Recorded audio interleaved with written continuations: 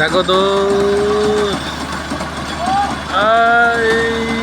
আজকে কাছের থেকে তুলতে পেরেছি দোষ হাতি। এই দেখো বিকাল বিকাল বেরিয়ে গেছে সোনাইপাড়া টি গার্ডেন।